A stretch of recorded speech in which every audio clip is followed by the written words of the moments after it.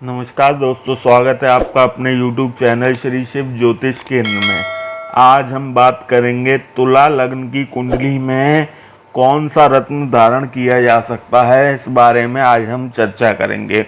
तो आपके सामने एक हमने ये तुला लग्न की कुंडली बनाई हुई है। लग्न यानी पहले भाव, पहले घर में 7 नंबर लिखा हुआ है। इसका मतलब यह कुंडली तुला लग्न की कुंडली है। तुला लग्न की कुंडली में लग्नेश जो होते हैं वह शुक्र होते हैं, यह भी हमने लिखा हुआ है। अब बात करते हैं कि तुला रत्न जो होता है कभी भी धारण करने से पहले हमेशा लग्न कुंडली के हिसाब से धारण करना चाहिए।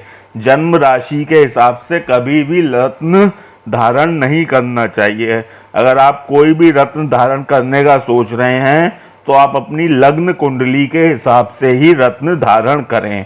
अच्छा, तुला लग्न की कुंडली में लग्नेश तो शुक्र होते हैं। इसके अलावा जो कारक ग्रह हैं जिनका हमें रत्न पहनना है वह शुक्र का पहनना सकते हैं। और पहले कारक ग्रह हैं शनि। यहाँ मकर कुंभ राशि है। कुंभ राशि में 5वें भाव में कुंभ राशि है। इसका मतलब ये कारक ग्रह की राशि है और कारक ग्रह के स्वामी हैं शनि। आप शनि का नीलम रत्न पहन सकते हैं। इसके अलावा भाग्य भाव 9वें भाव को भी कारक ग्रह का माना जाता है। इसमें मेष, वृषभ, मिथुन राशि है। तीसरी राशि होती है मिथुन राशि। मिथुन राशि के स्वामी होते हैं बुध, तो यह कारक ग्रह बुध भी माने जाएंगे। तो इन 3 ग्रहों का आप रत्न तुला लग्न की कुंडली में पहन सकते हैं। लेकिन कुछ कंडीशन ऐसी होती हैं जिसमें आप रत्न धारण नहीं कर सकते हैं। वह कंडीशन मैं आपको बताऊंगा और यह भी बताऊंगा कि किस कंडीशन में, किस स्थिति में रत्न धारण किया जाता है। ऐसा नहीं है कि आप अपनी मनमर्जी से धारण कर लें, ज़रूरत ही नहीं है फिर भी। लेकिन इसका जो नियम है वह यह है, रत्न हमेशा ग्रहों की डिग्री के हिसाब से धारण करना चाहिए। जब आप ऑनलाइन कुंडली बनाते हैं तो ग्रहों के साथ साथ एक अंश डिग्री लिखी होती है। कई एप्लीकेशंस में नीचे की तरफ होती है और कई एप्लीकेशन अलग से डिग्री चार्ट देते हैं हर एक ग्रह का। तो ग्रहों की डिग्री को हम रेशो में बांटते हैं, जैसे 0 से 5, 5 से 10, 10 से 15, 15 से 20, 20 से 25 और 25 से 30। अगर यह 0 से लेकर 30 तक डिग्री होती है एक ग्रह की। अच्छा, अगर 0 से लेकर और 15 के बीच में आपके ग्रह की डिग्री है तो उस स्थिति में आप रत्न धारण कर सकते हैं। अच्छा, अगर किसी ग्रह की डिग्री 15 से 20 के बीच में है, उस स्थिति में कोई आवश्यकता नहीं होती है कि आप उस ग्रह का रत्न पहने। और अगर 20 से ऊपर अगर जा रही है और 30 के बीच में है तो भी आप उस ग्रह का रत्न पहन सकते हैं। यह हो गई डिग्री की बात। अब मैं आपको बताता हूँ कि किस स्थिति में आप कौन सा रत्न पहन सकते हैं और कौन सा रत्न आपको नहीं पहनना है। तो तुला लग्न की कुंडली के सबसे पहले शुक्र की बात करते हैं। शुक्र का रत्न जो होता है वह ओपल होता है। ओपल और हीरा, हीरा भी शुक्र का रत्न होता है। शुक्र का रत्न आप तुला लग्न की कुंडली में अगर पहनते हैं तो इससे आपके अंदर अट्रैक्शन जो होता है उसका बढ़ोतरी होती है, यह देखने को मिला है। इसके अलावा लग्न का स्वामी है लग्नेश जो है, उसका रत्न शुक्र हम किस परिस्थिति में नहीं पहन सकते हैं। वैसे तो आप पहन सकते हैं, लेकिन कुछ कंडीशन ऐसी होती हैं जिसमें आप शुक्र का रत्न नहीं पहन सकते हैं। पहली कंडीशन ये है, अगर शुक्र नीच का हो। नीच का कहाँ होता है? कन्या राशि में। अगर आपकी कुंडली में शुक्र यहाँ पे हो या यहाँ पे हो, इस परिस्थिति में आप शुक्र का रत्न नहीं पहन सकते हैं। अगर यहाँ पे बुध शुक्र साथ में है तो पहन सकते हैं आप, लेकिन अगर 8वें घर में शुक्र बैठे हैं, उस परिस्थिति में आप शुक्र का रत्न ओपल नहीं पहन सकते हैं। इतना बात समझ में आई आपको?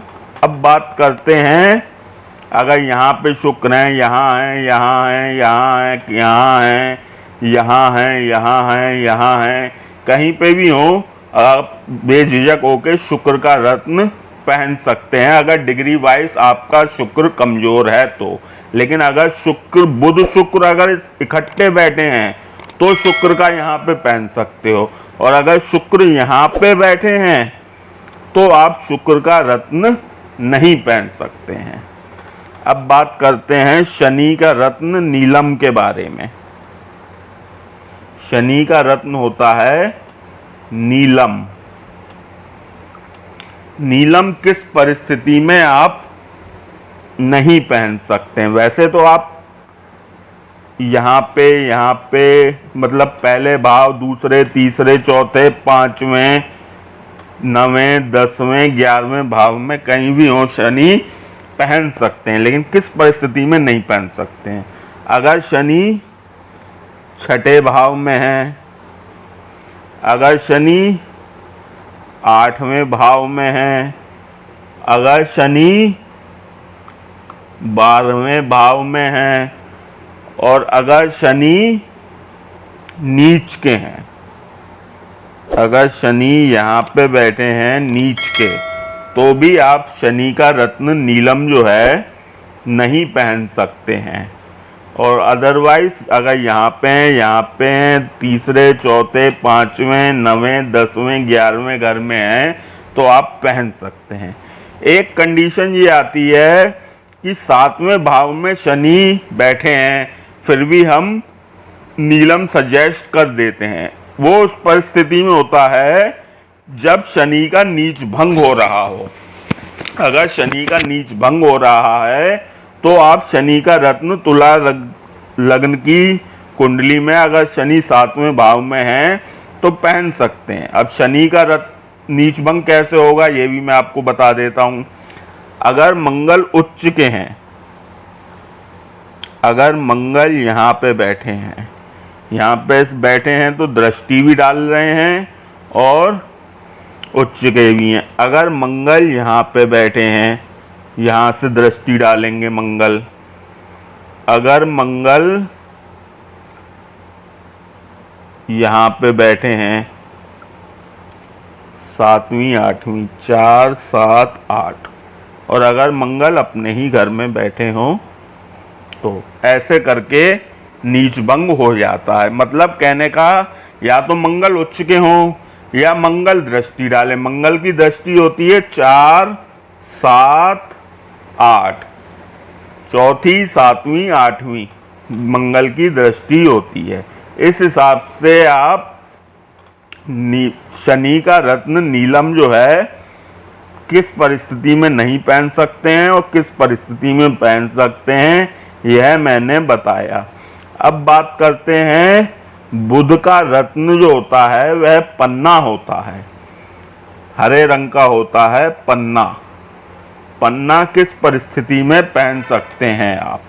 देखिए, पन्ना यही 6ठे 8वें 12वें भाव में है। अगर बुध तो नहीं पहन सकते हैं। अगर बुध